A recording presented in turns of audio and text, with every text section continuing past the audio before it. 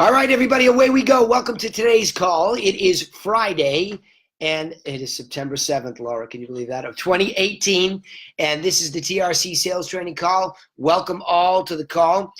Looking forward to doing this. We've had a couple of interesting weeks. I know this is Labor Day or post-Labor Day week, and it's tough getting everybody excited to talk about working on the business, but we continue to be excited about what we continue to learn about all these distinctions. And I will say that I'm reading a good book that says it's called Good at Work.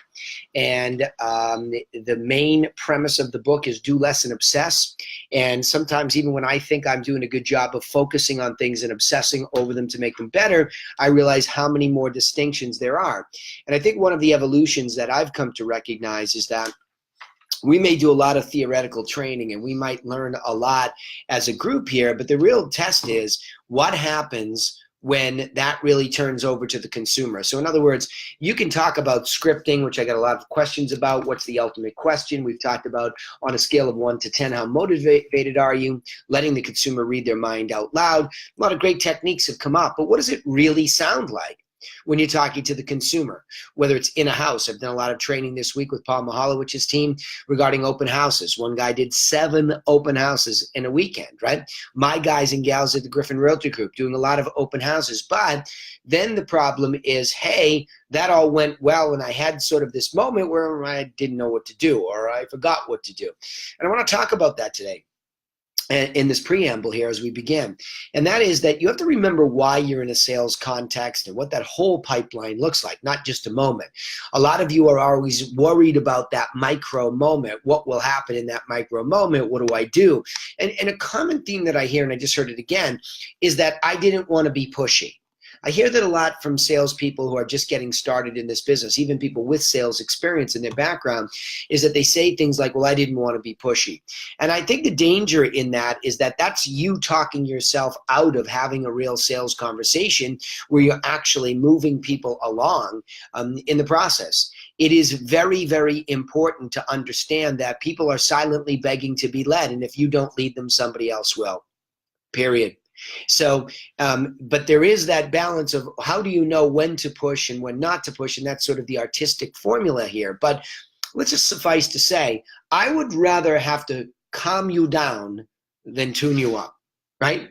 I would rather you erred to being aggressive to the point where maybe somebody said, oh, no, stop, I'm not ready, than to have them sort of disappear into this nebulous space and you blame them. Because that's not right. When we go out and we blame somebody else, we're usually wrong. It's usually us. Oh, that buyer cheated on me. Well, what do you mean he cheated on you? I mean, did you have them under a buyer-client contract? Did you have a clear understanding and arrangement with them as to how the business works, that you were working exclusively with them? I mean, you'd have to go to a pretty big extent for somebody to cheat on you on the buy side. But yet all the time, we're always saying that somebody did something to us, when the truth is, what did we do to be the best that we could be? And that's my biggest pursuit here on the sales training call. I want to really have you today really understand that we have to tighten up the netting beneath us. So we talk a lot at the campfire level. If you've been on those campfire calls, it's been really good because we're just rotating through every bi-weekly. We're rotating through the seller course, the buyer course, and then yesterday we did the actual agent course, the wireframe for your business.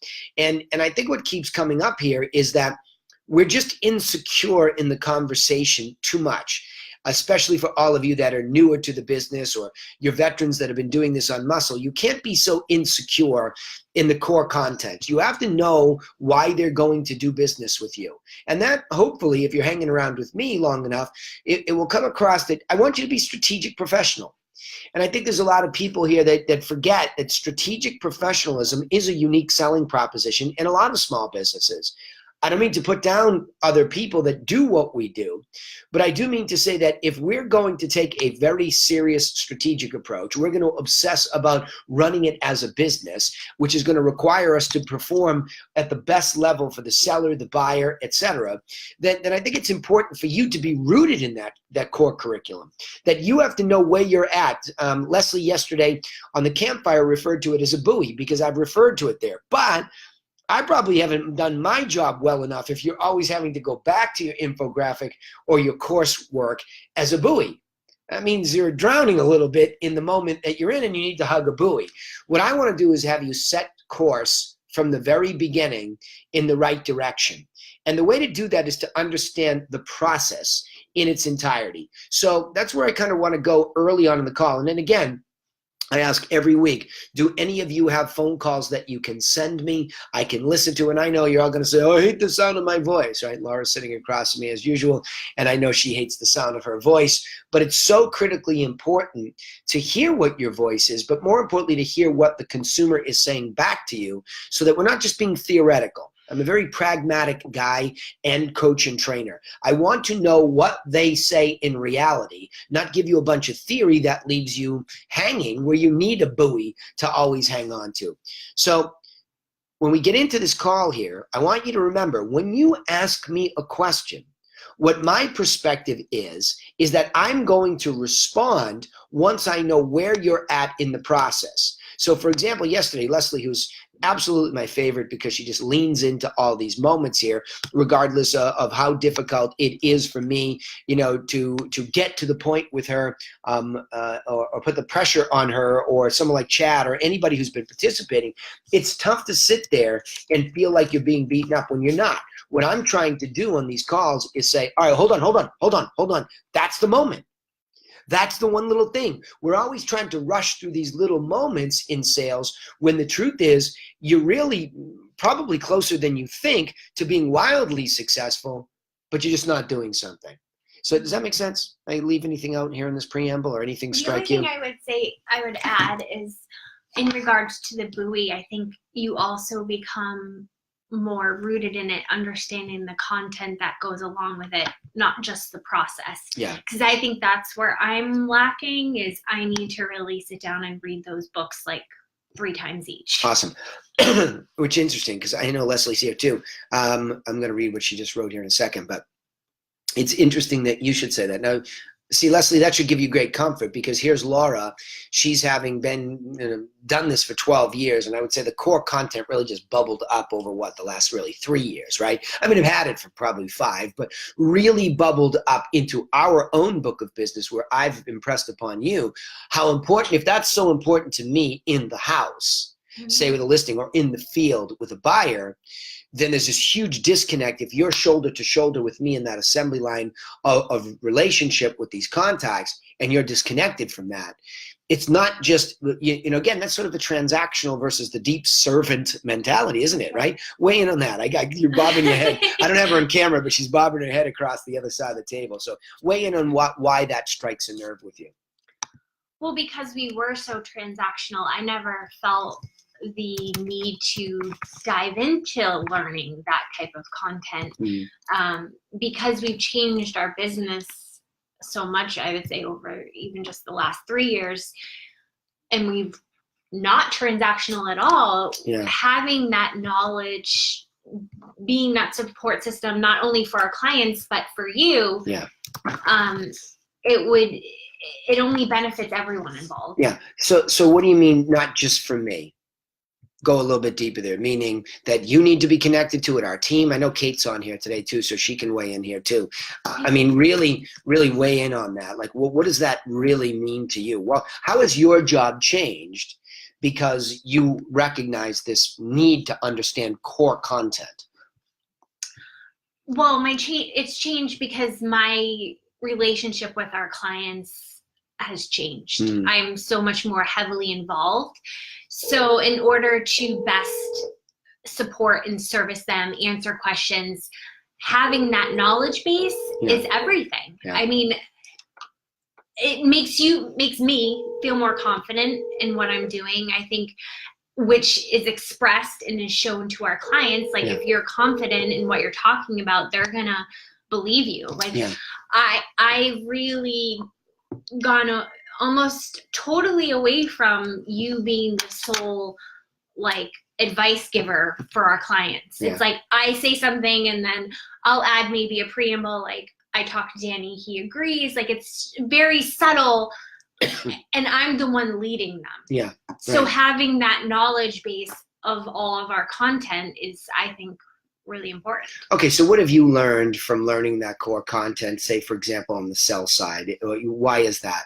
Why, like, what have you learned? I mean, if it gives you more confidence in that moment, because that's precisely what I'm trying to coach here, and no one better to coach than somebody in my own building that is my proxy or replacement at certain points in time. And we have to be able to be telling the same narrative.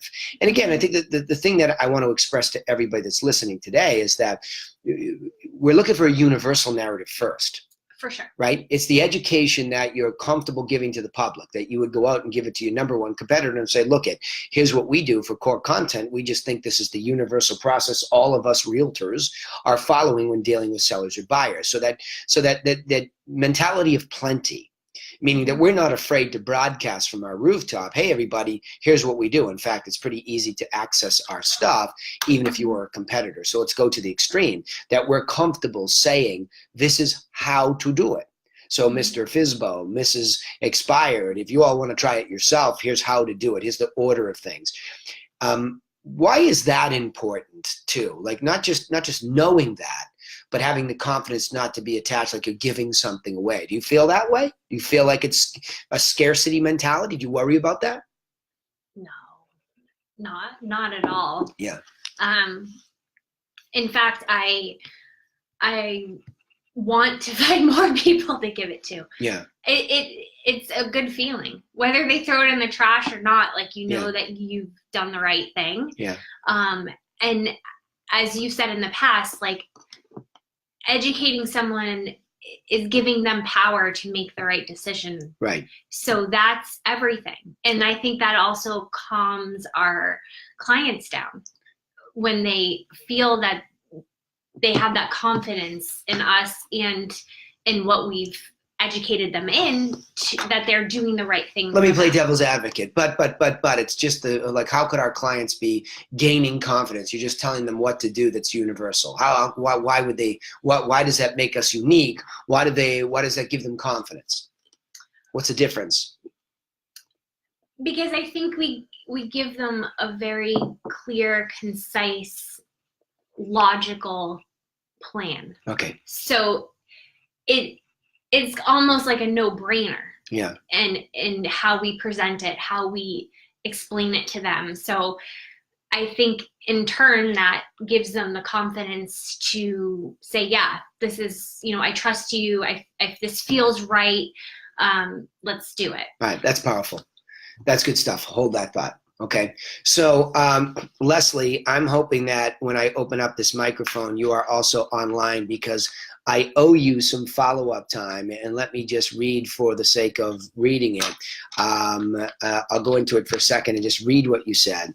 And it says, I have reread The 7 Secrets to Home Seller Success, and OMG, so clear, so helpful, multiple exclamation points.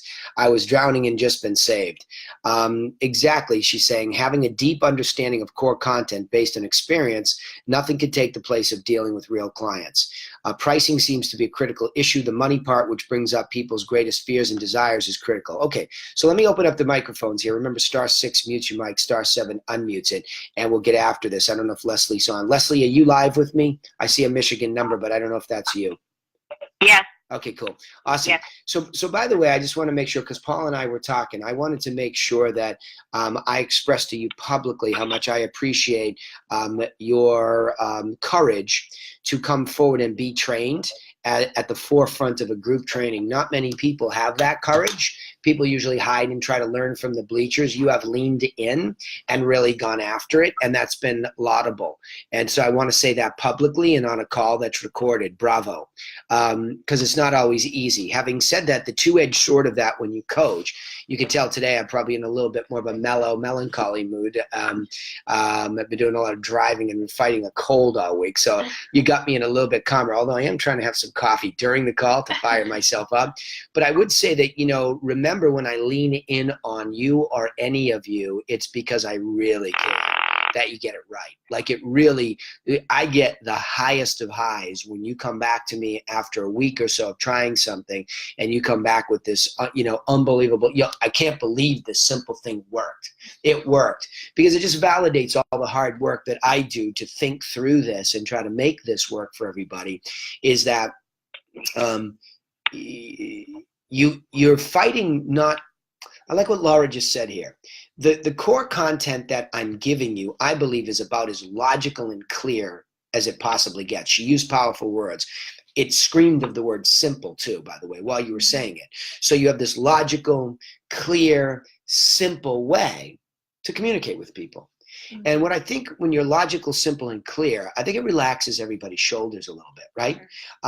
Not just the consumer, who's almost relieved that you can make it simple and logical. Oh, duh, I see it. Isn't that crazy? Like when you really, really think about this, this is a pretty big, confusing transaction. But when you give that dose of logic in the form of core strategies, there's almost that effect where it's permission to relax, right? And it's empowerment to relax, more importantly, to say, look, you might feel this heightened state of anxiety. And Leslie, I'm speaking to you too as an agent. You might feel this heightened state of anxiety trying to build out a book of business. But if we'll just slow it down and we'll think about it logically, there's really not a lot to do, right? There's really or to focus on. A lot of minutia, yes, but there's not a lot to think about as far as strategic approach. So in other words, I hit myself, and I'm cheating here. I'm holding up the buyer agent plan, which I used yesterday. Got a lot of thumbs up on that one. Thank you. So I'm using the buyer agent plan here to just kind of reroute us again to say, look, it's not a job, it's a business. So the minute you go in with that first beat as an agent, you think to yourself, well, how am I treating Laura if she's my consumer? If I walk in or I'm on the phone and I want to talk to you in a sales context, and I just take that one beat, I remember what he said. It's a job, no. It's a business, yes. So if I'm a businessman or woman, how do I approach this person? Do I just approach it sort of as a hobby? Oh, hey, buddy, you're thinking about buying a house. You see what I'm saying? Like the logic camera, right? She's cringing if you could see her, right? But we've done that, haven't we? You're cringing because we've all thought like that before, where we thought that, I call it on muscle, on personality, on relationship that we don't even have yet. We presume that it's okay to behave that way. Worse, we do it the most with family, friends, referred business, sphere of influence, the stuff we so covet the most in a business. We want that easier stuff to come to us, but yet we treat them like a hobby. We treat them like a job. Like, oh yeah, my job is to go find you a house. No, my business would like to present itself to you. Yes, I know I sound kind of weird, but my business, Laura I can't kick it. That's her old name. LauraWorks.com is very different from Laura Works, the technical worker. Leslie Collins, the business is very different. Leslie, does that make sense to you? You're very different as an entity. Yes? Yes. So now, as you approach marketing, and this will, oh, we got a hot line. Hang on. Alan, something's weird with your line. I'm thrilled you're here, but kill that if you can. Hey, Danny, I don't know if it's you or your mic is blowing up. Yeah, my mic is. Somebody's crackling. Yeah, we had a tough one. It was real bad. How about now? That's a lot better. Yeah. A lot better. Yeah. Way better.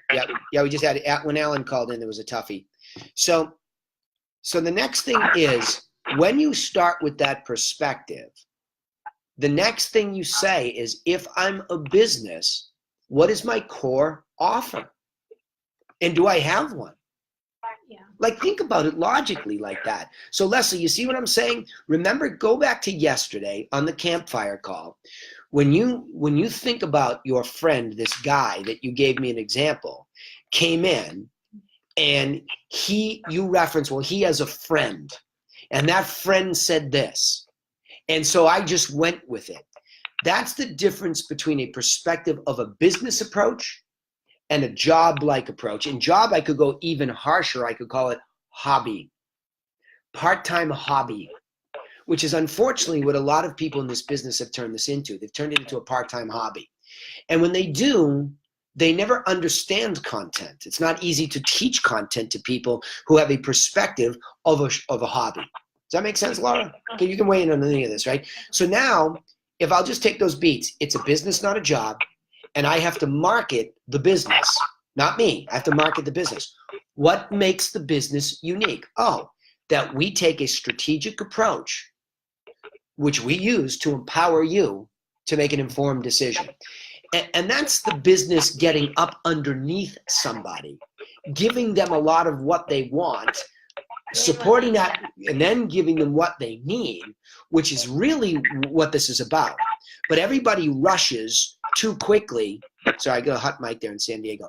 So I just muted it. But they rush into, and I just saw this in a sales training context with Paul Mihalowicz, they rush into trying to give what they need or oversell what they are. And I think it's because of a disconnect to the fact that they don't recognize themselves as a business with a core offer. And I think it's that easy. And that's why I'm trying to say, I really think that, I don't care what the business is. I have a lot of people in my timeline that like to listen to these sales training calls because it's universally appealing, is that it be in any sort of relationship, even if it's personal outside of business, is that what is it that is important to you? I mean, the greatest of all relationship makers are the people who are altruistic in a true sense. They understand what the other person wants, and they help them get more of what they want, trusting that they will be able to go in and get what they want, which is business. And, you know, there's all these needs that are conflicting. I need you to become my client. I really, really need you to become my client, right? So how I go about that can be really a business-oriented approach that can fix everything. It can really, really change everything. Leslie, you with me? You tracking? Yep, I'm right here. Okay, leave your mic open and stay with me, because I want to follow up with you, because you are owed more time from yesterday. Now, you were asked, well, you actually said, looks like I have some homework, okay? So to give everybody context who wasn't there yesterday, we went out, we said, hey, you're having some struggles, what's the deal? And so you went out and you said, uh-oh, I did not go sit with this guy. Hey, great, sounds like you got a couple of opinions from a whole bunch of people. That's great. When can we get together at your house so I can sit down, look at the product, and I can go over my strategic plan? Because all you did was allow somebody to come up with a price, and as a hobbyist, which everybody is in the beginning, because this education doesn't come out of the box. You don't just wake up and go, oh, wait a minute, Michael Gerber's over here, Griffin's over here. You know, we don't just wake up that way. We sort of stumble into the business and we make wild presumptions, knowing nothing about how to run a business, most of us. Right? That's why Michael Gerber's book is so wildly successful. It's the entrepreneurial myth. Well, I've done this before. I'll just get into that. Now, it doesn't work like that in small business. There is a formulaic approach that is critical to understand. And that is, number one, you just got into a business opportunity, not a job. You want a job? You go hire corporate America, or you go to work for corporate America. They tell you what to do, when to do it, and there's no thinking. Right? And you exchange freedom in a creative way for a paycheck and extreme discipline where you can get fired at any one point in time. So those are your two extremes, right? You want a job? They're there. But that's what you sacrifice. You want freedom? Be careful. That's also very dangerous. Leslie, you with me? I am. Okay. So now you got off the phone call yesterday feeling beaten up. Why did you feel beaten up? Who did I say that to? I could tell. I didn't say that. I could tell. I Did could I? tell. I could tell. You felt a little beaten up in the beginning. I could tell. I was hammered. I was hammered. But you know what? It was exactly what I needed, because I don't know, I feel like I had just wandered off from the core stuff, and then it just it just has required amazing patience on your part to just bring us back. Yeah. Bring us back. Yeah, bring us back. Because it really, at first, it feels like you're drinking from a fire hose. There's just no way around it. Yeah, agreed. And it's overwhelming. There's just so many aspects. It's basically starting a business. Starting a business is a huge undertaking.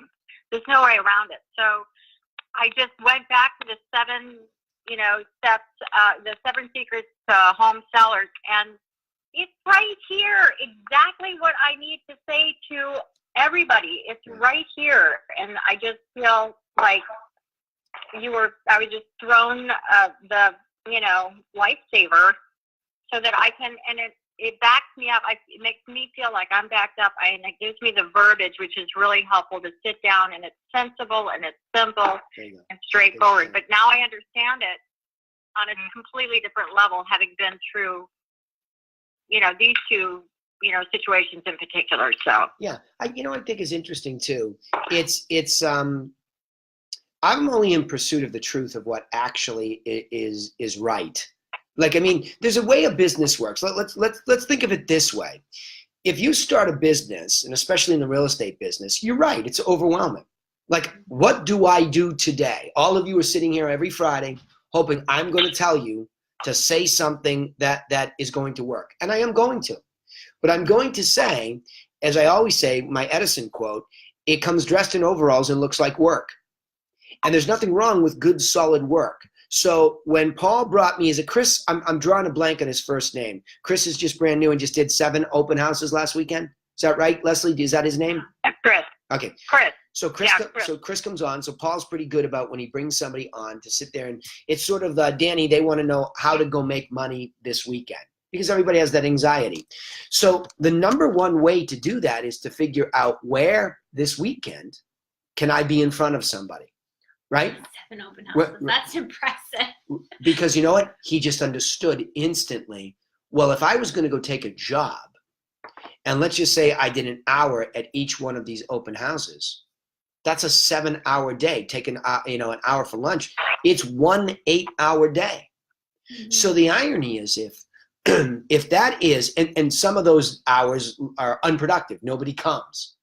And that's where everybody throws the baby out with the bathwater. Well, come on now. You sit in corporate America, there's a lot of hours where you're drooling at your cubicle doing nothing either, right? So let's not be delusional and pretend that people go to work unless they're on an assembly line. And if they stop for anything other than lunch, the assembly line runs them over, right? So let's presume that the office worker or the thinker, the modern day information worker, has a lot of downtime, even in those 8 hours. So it sounds extraordinary for somebody to look at a weekend and say, oh my gosh, I would never do. Really? Well, then what would you do?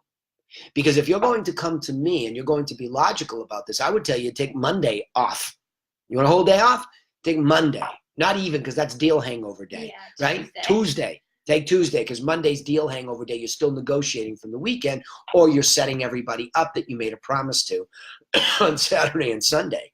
So I think really what he did was he understood very quickly. Now where Leslie's starting to come in, oh my gosh, right? It's the OMG moment she just typed in. Oh my gosh, you gave me something that was very core and foundational. And so as an educator, my desire is to obsess over simplification of what to do. If a seller's in front of you, with or without you, Leslie, with or without me or Laura, this is what they have to do. And after 19 years of experience, I think I'm pretty good at chunking it up and saying, logically speaking, here's 7 major steps. Could you argue with me that conditioning and staging could be combined and it's 6? I suppose so. But, I'm not looking for debate on whether I'm exactly right, but I know that 90% of the way there, that seller is going to see those 7 steps and have some sense of relief that there's an order to things. Right? Because the brain or the human being, and Tony Robbins, Gail is the one that turned me on to this. Tony has a good tape somewhere about needs, and that several of them are conflicting. And the one that I really see that's the biggest conflicting one that's really interesting to me is that the human craves variety and consistency.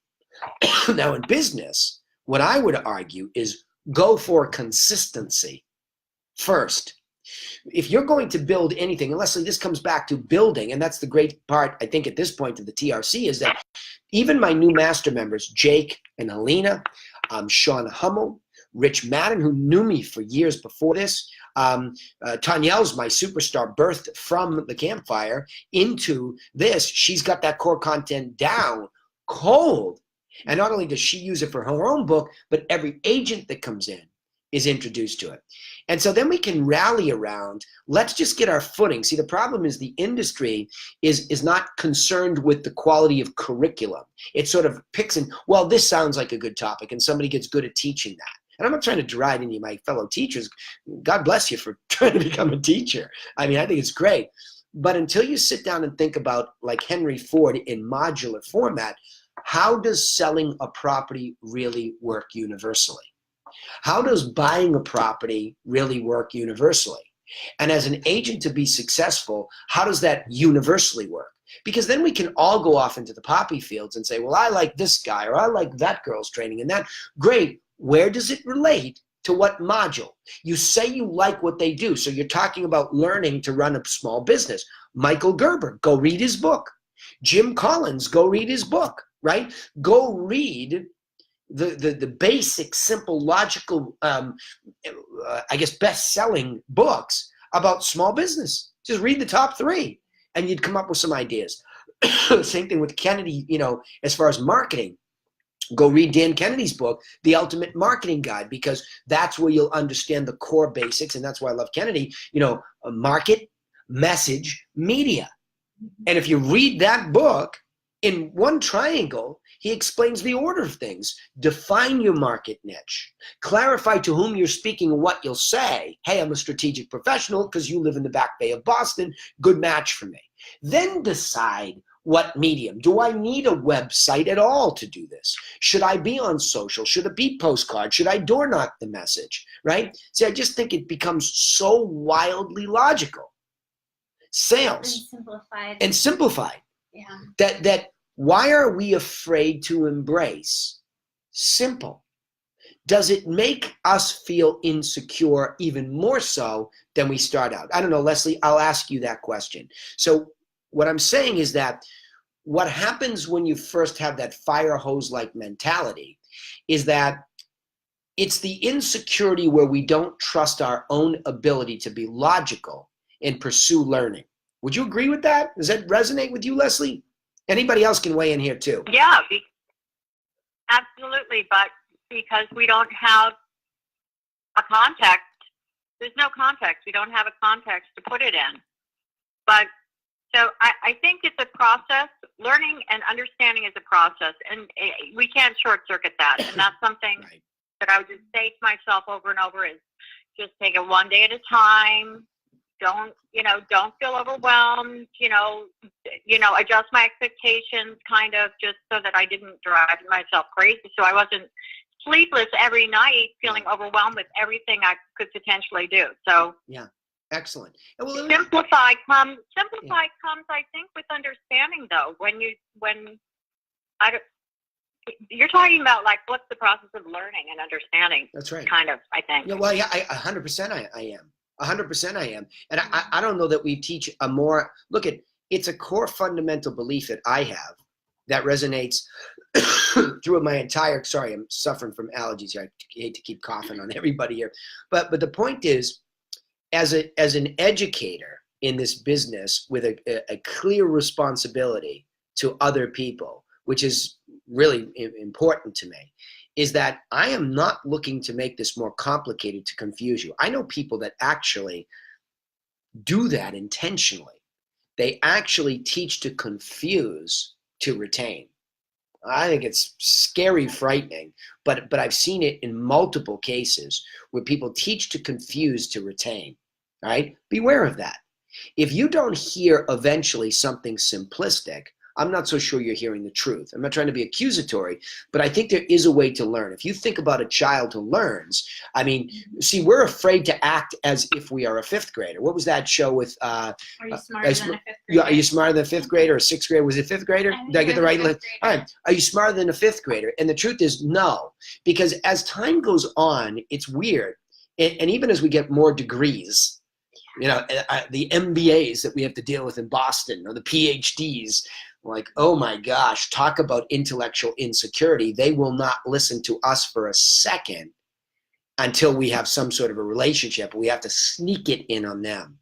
So the irony is you go up the learning curve with education. There seems to be, for a lot of people, on average, I would say, an intellectual insecurity that goes with it. And we lose that fifth grader's curiosity to learn and keep it simple. It's almost like all the time and money and effort we learn to be more educated makes us, to a certain extent, more insecure. I don't like that. I don't like that. I would rather dumb it up right? Don't dumb it down. Dumb it up, chunk it up, right? Go ahead. I have a question. So this is totally, I'm changing the subject because I think you've made an excellent point, but I have something. So it feels like a bit of a dichotomy, or I'd love to just hear you talk about when you have something to suggest, like about maybe the condition of someone's house or the price or something like that, and you feel, you want to keep, how do you present maybe what's not positive or something that you perceive that maybe the seller doesn't want to hear? How do you present that so that you don't, they don't take it personally, you don't lose them, and get them on board with that? Do you understand what my question is? I know it exactly, because Laura just echoed it. She said she's always wondered it, so she's waiting for my answer too. I will tell you this. This is a really important thing. Oh, no doubt. No doubt. I think it's a critical thing. In fact, it came up with Chris and Paul today, manifested in a different way, where the paradigm that Chris had was, well, I know that I don't want to be oversold when I go somewhere, so I didn't push too hard. And so I stopped him like I did you and said, well, wait a minute. Where did that line just come from? Because I'll always take you back to where we are today, which is the logic of the moment, right? There's logic. So we know that, see, the crazy thing is we know that we have to deliver tough information. I just said to Laura that as she becomes my proxy or my replacement for certain difficult jobs, one is asking for a price reduction. So subsequently, after 30 days in this marketplace, if we've done what we do and there's very little reaction, one of the most difficult jobs is to say your house isn't worth what you thought it was. Now, that's the explicit way of just saying it. We tried and we did these things and it's not what you think it is. So we have to make a reduction in the price to create a more robust marketplace for it, okay? That's the essence of market making, where we talked yesterday, you and I, about pricing it right, okay? So I don't mind cheating for my clients a little bit to the evidence-based high end of the range. I'm not gonna take it out of there. I'm not doing something delusional. I'm not wasting my time or theirs, right? But if I get out there and I do what I'm supposed to do, it makes what you're asking me to do easier. So in other words, if from the very beginning I trusted the logic of the process and I delivered all along there the constant and reiteration. See, this is not a one-off moment where I may find you online, give you the properties that you want, give you what you need in the form of my 7-point strategy for sellers, and then just one-off that moment. I'm not going to trust, like, look at you all. You're my coaching students. I'm going to continuously, like you said, be patient. I'm going to persevere, and I am not going to let off this bone. You have to know core content if you want me to protect you. So it's the same thing with the seller, Leslie, or the buyer, right? If I just begin to give this education to them, I repurpose it. I reiterate it over and over and over. But it might get more contextual. So let me give you an example. Leslie comes in with a seller. This time she's so much more oriented. Look, before you go on about how many properties you've already sold or who's giving you this stuff, just indulge me. I need about 20 minutes inside your house. Number one, I want to see the product I'm talking about. And number two, I want to go over the strategy I use to get you top dollar. There's 7 points to it, okay? So I'm going to own that moment. But then I'm going to continuously educate these people. So I might have Laura or I launch that plan so it emails out. I even now, obsessed with curriculum, have it on demand. So you can get it on demand, the whole course at once. It's going to come drip to you. And then even after the 7-day intensive, it's going to be broken in again to 1 week intervals with just one smaller bullet point. And we're going to indoctrinate you into what to do. Over and over and over, whether you use me, whether you fire me, whatever, it doesn't matter. This core curriculum is not going away. Eventually, the TRC will teach like that.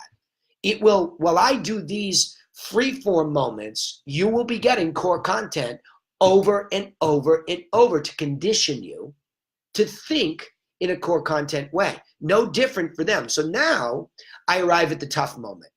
Now they've gone through this as a prospect, where I've been giving them a lot of information that's individualized. We're in the individual process. But now let's just say we're 30 days out. Okay, I'm going to give you that context. You can give me one when you walk in on the meeting too for the first time and you suggest this, right?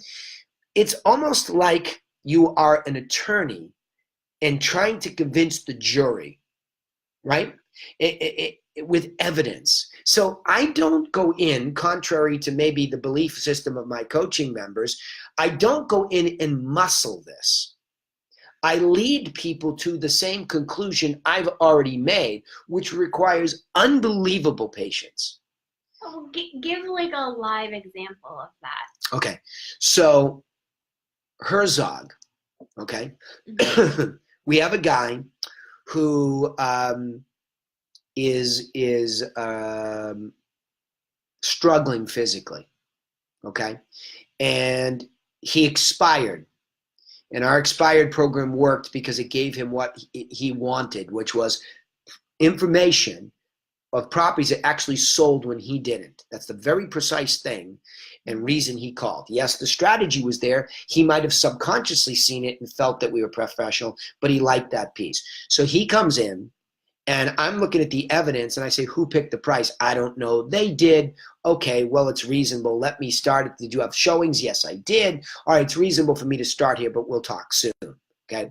Well, of course, the difficulty of communicating with him and the difficulty of the law of corroboration, that once he locked onto that number, he's sort of battling. But you and I now know that there's a reason why he's hanging on. Yeah. It's a very serious piece of his life, his family's life. His father built it, and being sick that he is, I know what he's seeing. He's seeing the end of his life too close to home. Mm-hmm. That's a huge emotional reason to hang on to the wrong price. So it requires incredible patience to be there. So we get two offers, we negotiate one up, and as you know how the story goes, it doesn't happen.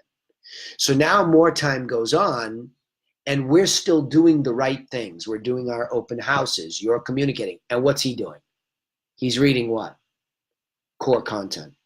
Yeah. So even though he's already become a client, he never referenced the core content before, but he starts reading the online core content about his property. Now, I can't tell you he went in and read the piece about pricing it right and what it means. I can't tell you he read conditioning and staging, but those are the three things that have affected him negatively. Even though the math says he could be up there, his condition does not match it. So when you were able to go in and his motivation really now goes to a 10, Mm-hmm. you were able to get a massive price reduction into the price range where it belonged from the start. And subsequently, he appreciated you so much, he gave you a 6-month extension anyway. Yep. Now the price reduction. But it was that process of being consistent with what we're supposed to do, push marketing, getting off your butt, getting in the house, open housing it, only to prove the math is not there. I get all that, and I think that's why we're so good at getting price reductions now, because we have a system, we follow it, we're checking all the boxes. But I guess, I don't know if Leslie's talking about this as well, but when you're going into a house for the first time with a listing or a potential listing, and you're walking through it, how would you... Evidence. I got it. I know where you're going. I'm going to walk through that house for one primary reason. Is the condition of this property above or below average, or at? What is it? Now, in my own mind, I think if I was in that situation, I would ask them what is most important to them. Yeah. Because if it's getting top dollar, then doing stuff and maybe spending a little money would make it happen. But if it's just like selling this as fast as I can, I just want to get rid of it, I don't want to do any work, then I would say that price is going to be everything if they're not going to change the condition. Price always is everything. Well, yeah. It's always everything. It's just what price based on the condition and their decision. So you're exactly right. When you look at and this goes back to core content and why it's written this way. The truth is, When I come into your house, or anybody in this call comes into a house, there is evidence from comparable sales condensed through analytical math. That's not rocket science. Zillow's done a great job of hijacking big data, the algorithm, like it's some big mysterious thing. We figured out its essence that we could copy by just basically taking sold prices, dividing it by assessed values, and seeing what's the spread above or below the assessed value for comparables. And that brings apples and oranges comparison right down into it. I know that's confusing to people hearing it for the first time, but it's exactly what big data is. So we sit there and go, and we panic about math, when the truth is the math is amazingly powerful to say this property will trade. Can you say that one more time? I will. Say that one more time. Sure, I will. When you walk into any property, the truth is the minute you walk in there, in that time, in space, okay, it's going to sell within a very relatively small margin. You just don't know what that is.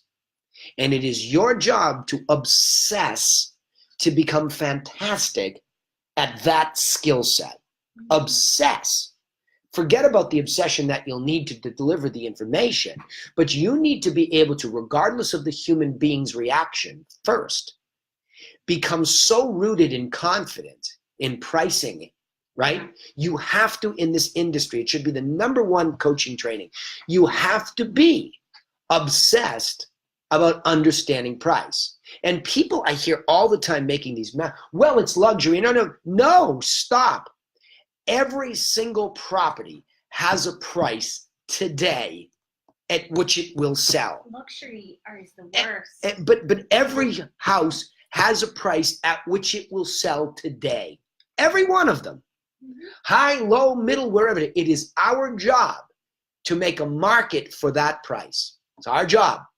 The highest level of our job is to figure that out. So the seller course becomes as important for us as it does anybody else. That you walk through that door, the most important step #1 is to look at the evidence that you have brought with you to that property to determine what that evidence says about the price. Okay? That can I forget about, you can't even get to talking about condition or all the other stuff until you first look at the brackets of what this will be. Sometimes you go relative analysis. Sometimes at luxury you say, well, geez, you want $5 million for this property, but you don't have any water view. You're in average condition. It's dated back to the 80s. And here's what just sold for $5 million. It has water view. It's updated. It has a dock. It becomes logical. You just turn to the person and say, if you had $5 million today, would you buy your house or would you go over there and buy that house? You don't even have to have them answer it. It is just a heavy dose of evidence and logic. And that's why I think this business becomes easier when you will just admit that. But see, we get so attached to the outcome. I've got to have this listing.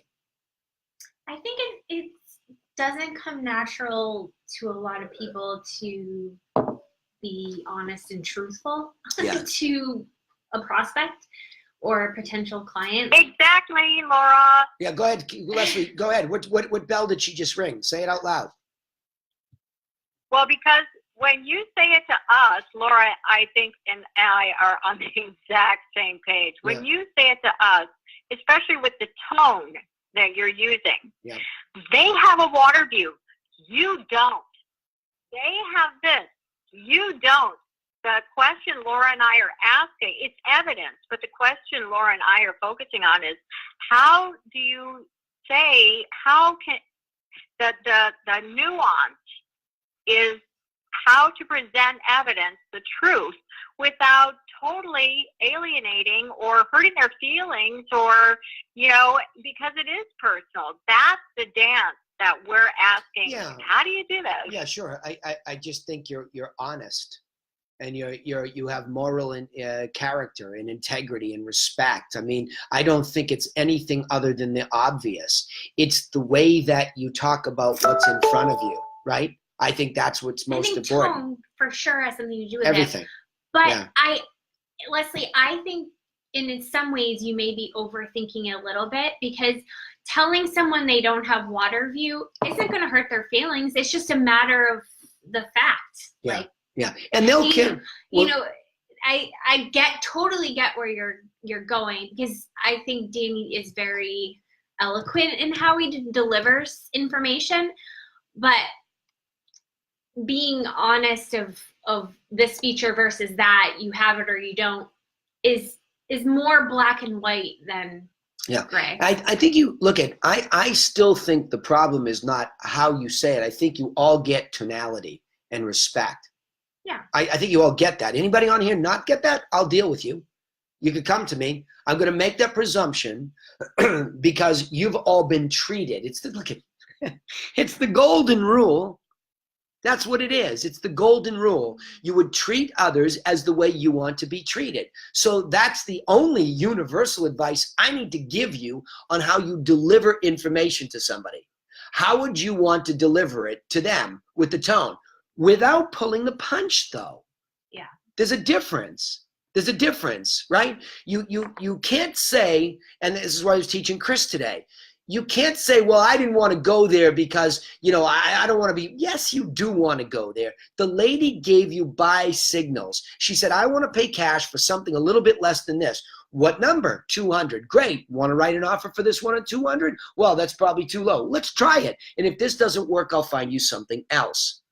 It's just like, why are we afraid to be logical? I believe it's because you're fearing loss before loss ever comes. You're so white-knuckled attached to saying the wrong thing that will lose you this opportunity that you end up saying not enough, and you lose it anyway and blame them. That's where I was going. I'm going to meditate on that. Yeah, right, exactly. I'm going to meditate on it. That's a big deal. That's something we have to look deep into ourselves just to make sure that we're not being fear-driven, essentially. I know how to say it as a massage therapist. I talk to people, about what's happening in their butt muscles. I mean, and talk about their physical, what's going on in their physical body, which is very personal. Right. It's your body. Right. But So it's a new language and a new relationship. So I'm trying to. Yeah, I've been doing this a long time. I'll blame something. I'll blame our fears and our insecurities. And the strangest thing is, it's the fight or flight syndrome out of control, because it has to do with something we all want more of, and that's money. And money is the greatest slave master you will ever meet, right? It enslaves the best of you the minute that it teases it's coming your way. Because we all start to count the thousands of dollars in commissions that come along rarely. In an industry that provides the average agent with 3 to 5 sales a year, no wonder why the weight of that one commission is such a big deal. No wonder why fear creeps up. Oh my gosh, I got to get this exactly right, because if I don't, I'm going to blow the deal. And we throw all our own logic. Somebody got bored with that one. We throw all our own logic out the door in that moment in time, and we stop being human. It's the craziest phenomenon I've ever seen. All right, enough of that, because I want to ask for Q&A. It's a parallel. Yeah. One last thing. Yeah, that is an exact parallel to what they're experiencing, which is they have a sense of money to the seller coming. Perfect. And we're having a parallel experience. That's exact. Perfect. So who's going to step in as the leader? Well. Perfect. Perfect. Now I've set you up. Now I've painted you into a box. Why not grab that by the horns and say, perfect, I know how you feel. Well, because they are begging to be led. But that's what I'm saying. Reach in and grab and say, you're begging to be led. Even the most obnoxious high Ds that we've dealt with still appreciate us when we lean in. We have 3 or 4 of them right now. And I mean obnoxious in a loving way, because I can be that when I'm a D too. And I'm like, whew, finally, somebody just took over. Now I can shut up, right? You know what I mean? Like you're almost dying for this person to come in and just take charge of this thing, because I'll know whether you're hoodwinking me. I'll know whether you're taking advantage of me. But if you're being honest and forthright, that screams so loud. Look, here's what I do. I have 7 points, okay? You don't have to listen to me. You don't have to. You don't have to touch a thing in the house, but don't sit here and look at me to pull a rabbit out of the hat. Yeah. We have a situation like that, and I have said this to him. You need a magician. We have some serious extenuating circumstances that make this difficult. Now you're beating me up on the commission that I told you I needed. Now you're beating me up on the price, and I know what you're going to do. You're going to come around and tell me it's me. It's not. It's not. So that's the point, is that it happens to people because I know this guy's situation. He's in fear of where he's going next. I know this. I've seen the movie over and over. All right, Q&A here. Questions from other people. Leslie, bravo. 24 hours later, bravo, right? That's a huge difference in 24 hours. Study that freaking course and teach it to other agents in the group at Mahalowicz. Teach it to Chris. Ask Paul. I want to teach this because I want to talk about it out loud and beat it up, right? I've been laughing out loud to your whole last thing. So thank you for a great laugh this afternoon as well. Yeah, bravo. Yeah, well, it's a little bit more levity today because, you know, work is tough. And look, and I promise all these guys and gals that send all their teammates here, I'm not going easy. That's a farce. Like, this is it. The good news is what I'm teaching is super simple and logical, but it's very difficult to teach because of all these paradigms of fear and misunderstanding. And that's where it requires patience and perseverance on my part. But I am not going to let up. You toughen me up, and you have to be tough. I feel it in a way, you know, in a good way, just to be resilient, and you know, you need that in business. So I appreciate it. But trust. But you know what? Trust the plan. Be tough. With other people who are trying to steamroll you. That's when you need to be tough. When they're trying to steamroll you, say, well, I've sold 5 properties. I don't need this. Well, great. I think it's great that you sold 5 properties, but this is what I do. So humor me. Give me 10 minutes to explain to you what we're going to do. I just want you to sell it. Great. Just humor me because I know how this goes. Within a week, if it doesn't sell, you're going to be calling me saying this wasn't my experience 5 other times. And you're not going there with me. Otherwise, we're not a good fit. All right, Q&A, quick. Any questions, thoughts? Anybody want to weigh in on this? My mastermind members. Alan, Lang, Tony. Tony, I had to mute you. Your mic was screwy. Someone was in San Diego today. Gail's team. Anybody. I'm opening up all the mics. Hey, this is Heather. Hi, Heather. Go ahead. Heather. Hey. So great call. I was in and out of it today, but totally agree with your assessment of, you know, you have to own what you know, and even when it's a work in progress. But pricing is everything. And you know, I'm dealing with that right now with a client on a high end, and you just got to keep going back to refining the information and sharing that with them. And I think that sincerity can go a long way. Yeah. Being honest and sincere. For sure. So, Sincerity is one of the most overlooked characteristics of fantastic salespeople. Right? Think about that. Everybody wants to train on sales techniques and scripts and all this. What about your darn sincerity and your moral character? Like, sincerely, this is what I know about the business. I'm pleading with you to take it. Please take it. Don't hire me. That's an extreme demonstration of sincerity. Here, have my best what to do stuff and give it to your agent. That's how strongly and sincerely I believe it will guide you. It is a compass. It is a buoy for anybody. And that's how strongly we have to believe in it. And if I didn't, how could I pass it along to you? Right? So when people want to know what I do, I can't teach the artistic side of what I do, which is just experiential.